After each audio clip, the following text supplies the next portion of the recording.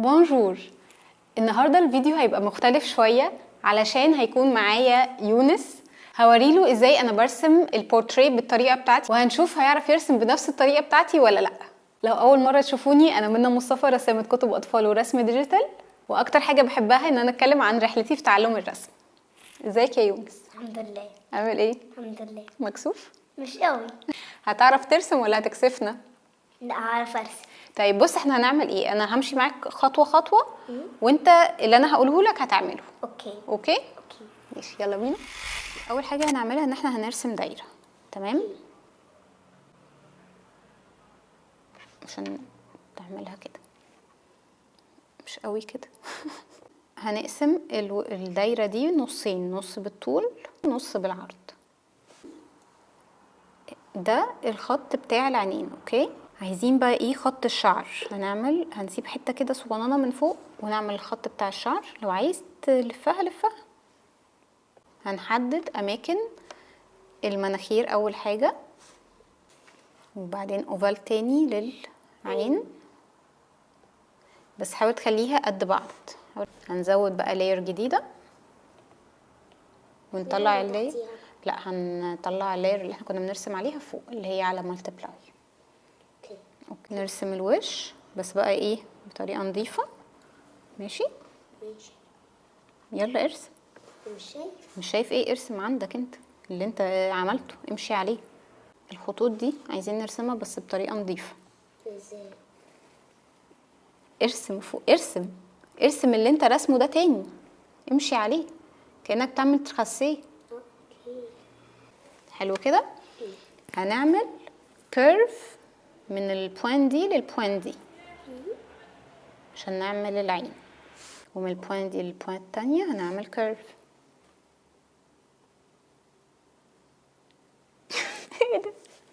ايه؟ في حد حواجبه عامله كده؟ طيب ما تجرب تعملها كده خط وننزل كده اهو، خط وخط لتحت شويه، وبعدين دومي سيركل وخط فوقيه، وبعدين ننزل كده شويه. انت بتحب الرسم يا يونس؟ ماشي. احنا كده خلصنا الحمد لله. طب لسه في الايه؟ الدعبكه دي. الدعبكه؟ انت شايف الدعبكه صح؟ يعني انت مقتنع ان في دعبكه صح؟ طب مبهدلني ليه ومش بتعمل حاجه ليه؟ بس تعالى نقفل. طيب ايه الودان؟ نعمل كده. كده. الودان دي، الودان ارحمني. هي الودن اهي صح؟ هنعمل كده وكده. ماشي. ما تقفل ودانها، في حد ودنه بتبقى طايره كده. هنعمل البوان. فين البوانات بتاعتك؟ هتوصل ازاي؟ نسيت البوينت. عمرك ما هترسم صح طول ما الجايد بتاعك مش مظبوط. الجايد بتاعك اهو، بص. حسيت بايه وانت بترسم؟ حسيت انا الشرح بتاعي واضح ولا نص نص؟ لا، واضح جدا. طب ما دام واضح جدا، ايه اللي انت عامله ده؟ انا لسه اول مره ارسم وش ايوه صح، هي اول مره. طيب قول لي، انا يعني هي الموضوع مش رياليستيك اصلا، هو ده مش رياليستيك بس يعني مش كرتون قوي. ما انا واخد بالي، بس انت هنا واخد كرتون بالك؟ قوي. لا سيبك من جسمها، احنا ما قلناش جسمها، خلينا في وشها. بس وشها هو مش وحش قوي. ايه اكتر حاجه انت راسمها عجباك من الشعر. الوش كله؟ الشعر. الشعر طيب وايه تاني بعديه؟ والعين. ماشي. والمناخير؟ المناخير قبل البق. المناخير دي انت طريقتك انت، دي مش طريقتي انا. المناخير قبل اخر حاجه البق، اخر حاجه البق. اوكي، هو بقى كده اهو. عايز تديها كام من 10؟ كل ده بالجسم. لا سيبك من الجسم. كام من 10؟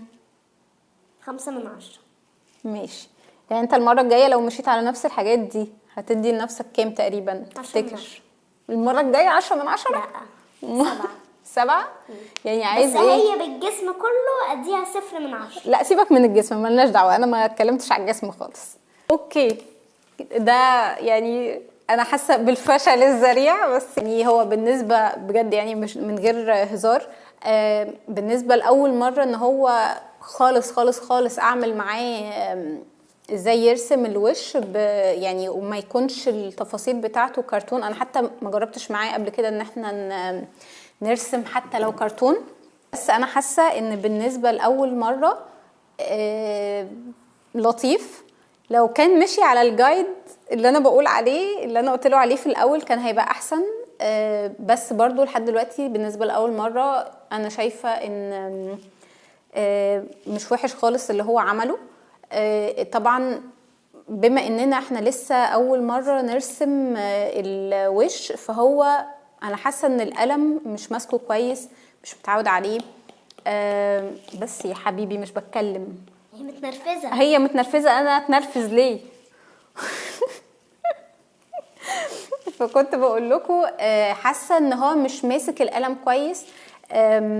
مع ان الفرشه اللي هو بيستخدمها انا بستخدمها في السكتش وكانت لطيفه يعني معايا، لكن هو لسه ايده تقيله شويه على القلم. هو برضو مش بيستخدمه كتير، فيمكن عشان كده. فعلشان يوصل لمرحله احسن شويه محتاج ان هو يمسك القلم كتير، يرسم دواير وخطوط وزيجزاج وكيرفات كتير علشان يحسن مسكته من القلم، ما يبقاش لا ضاغط قوي ولا خفيف قوي. دي كانت حلقة النهاردة يا جماعة، يعني اتمنى ما نكونش طولنا عليكم وزهقناكم. ما تنسوش تعملوا سبسكرايب لو انتوا على اليوتيوب، وما تنسوش تعملوا فولو على انستجرام. ولو عجبكم الفيديو اعملوا لايك وقولوا لي ايه الفيديوهات التانية اللي انتوا حابين تشوفوها مني او نستعين بيونس بالمرة. وبس كده، باي.